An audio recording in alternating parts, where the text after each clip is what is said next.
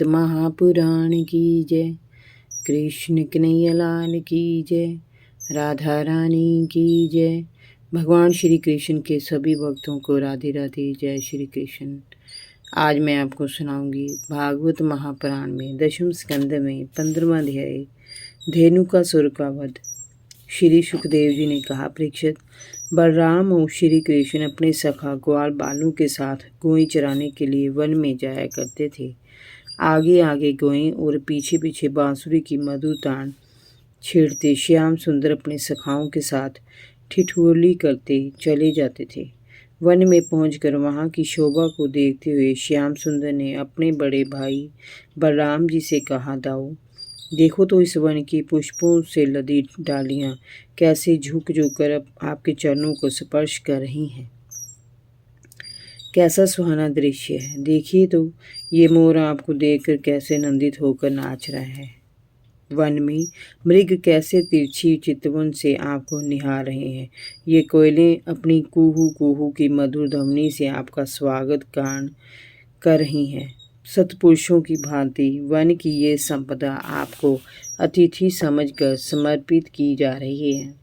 One की ये हरी हरी कोमल घास आपके चरणों का स्पर्श करके जिस प्रकार धन्य हो रही है, यहाँ के वृक्ष लताएं और कुंज आपकी उंगलियों के स्पर्श से किस प्रकार रोमांचित हो रही हैं। आपकी करुणा भरी दृष्टि से वन के सभी पशु पक्षी, नदी पर्वत और ब्रज की गोपियाँ किस प्रकार से निहार हुई जा रही हैं। परीक्षित, श्याम सुंदर की प्रेम भरी बातें सुनकर बलराम जी मुस्कुरा कर रह गए। फिर सभी ग्वाल बाल गौओं को चरने के लिए छेड़कर खेल कूद में लगे। कभी वे नाचते तो कभी गाते। तरह तरह की बोलियां बोलकर वे एक दूसरे का मनोरंजन करते। भगवान श्री कृष्ण के मित्रों में एक प्रधान गोप श्री दामा नाम का था। एक बार उसने राम और श्याम से कहा, हमें सदैव सुख पहुंचाने वाले दाऊ जी, आप में अत्यधिक बल है और सखा कृष्ण तो दुष्टों का संहार करने में यश कमा ही रहे हैं। ये इनका स्वभाव बनता जा रहा है। यहाँ से थोड़ी दूर पर एक बड़ा भारी ताड़ वन है। उस वन में तरह तरह के ताड़ के वृक्ष भरे पड़े हैं, परंतु वहाँ धेनुक नाम का एक बड़ा भारी दैत्य रहता है। वह ताड़ के फलों को खाने नहीं देता। वहाँ वह गधे का रूप बनाकर रहता है। वह स्वयं तो बड़ा बलवान ही है, उसके साथ ही उसी के समान बलवान दैत्य हैं। उस दैत्य ने अभी तक कितने ही मनुष्यों को मार डाला और खा गया है। यही कारण है कि उनके डर से हम लोग क्या पशु पक्षी भी उस वन में नहीं जाते। दाऊ, हमें उन फलों को खाने की बड़ी इच्छा है। आप ही उन फलों को हमें खिला सकते हैं, क्योंकि आप उन्हें अवश्य मार सकते हो। अपने सखा श्री दामा की बात सुनकर बलराम और श्री कृष्ण मुस्कुराने लगे। वे दोनों उन्हें अपने साथ लेकर तालवन की ओर चल पड़े। उस वन में पहुंचकर बलराम जी ने ताड़ वृक्षों को पकड़ पकड़ कर हिलाना शुरू किया और बहुत से पके फल नीचे गिरा दिए। ग्वाल बाल उन्हें उठा उठा कर खाने लगे। उसी समय गदा रूपी दैत्य पृथ्वी को कंपाता हुआ उनकी ओर दौड़ा। उसने बलराम जी के पास आकर बड़े जोरों से अपने पिछले पैरों की दुलत्ती मारी। बलराम जी पीछे हट गए। वह गधा पूर्ण जोर से रेंगता हुआ बलराम जी के पास पहुंचा और उसने पलटकर फिर दुलत्ती चलाई। उसी समय बलराम जी ने उसके दोनों पैर अपने एक ही हाथ से पकड़ लिए और उसे आकाश में उठाकर जोर से घुमाया और ताड़ के एक वृक्ष पर दे मारा। एक ही प्रकार में वह गधा मर गया। उसके प्रहार से ताड़ वृक्ष नीचे की ओर गिरा और अपने साथ अनेक ताड़ वृक्षों को नीचे गिराता चला गया। वह दृश्य देखकर सारे ग्वाल बाल शोर मचाते हुए ताड़ वृक्षों के मीठे फलों पर टूट पड़े। उनका शोर सुनकर बाकी गधे रूपी राक्षस सिर पर पैर रखकर भाग खड़े हुए।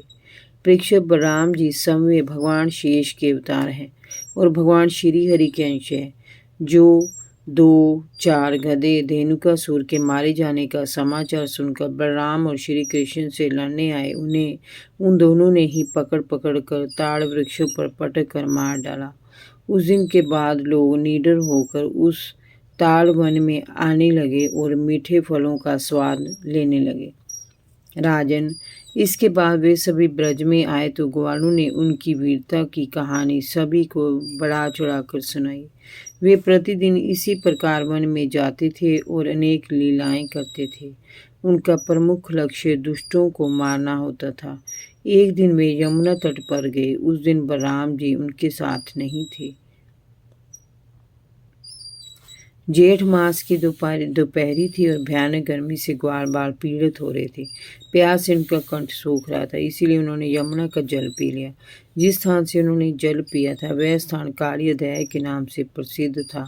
लोगों का कहना था कि उस स्थान पर यमुना के नीचे कालिय नामक एक महान विषैला नागराज रहता है। वह हर समय अपने फन से विष उगलता रहता है, जिसके कारण यमुना का जल दूषित हो गया था। होनी की बात कि उन ग्वाल बालों को उस दिन इस बात का ध्यान ही नहीं रहा। वे पानी पीते ही तट पर गिर पड़े और अचेत हो गए। जिन गौओं और बछड़ों ने वहां का जल पिया था वे भी चेत होकर गिर पड़े। ऐसा दृश्य देखकर भगवान श्री कृष्ण तत्काल उनकी अचेतावस्था का कारण जान गए। उन्होंने अपनी कृपा दृष्टि से उन्हें देखा और सचेत किया। चेतना आने पर वे सभी कौतूहल पूर्वक एक दूसरे का मुख देखने लगे।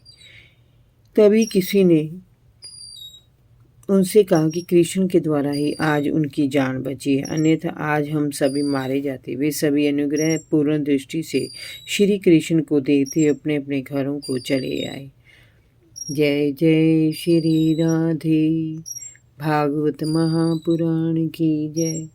कृष्ण कन्हैया लाल की जय। राधा रानी की जय। भगवान श्री कृष्ण के सभी भक्तों को राधे राधे। जय Shri Krishna. Happy Diwali to all of you.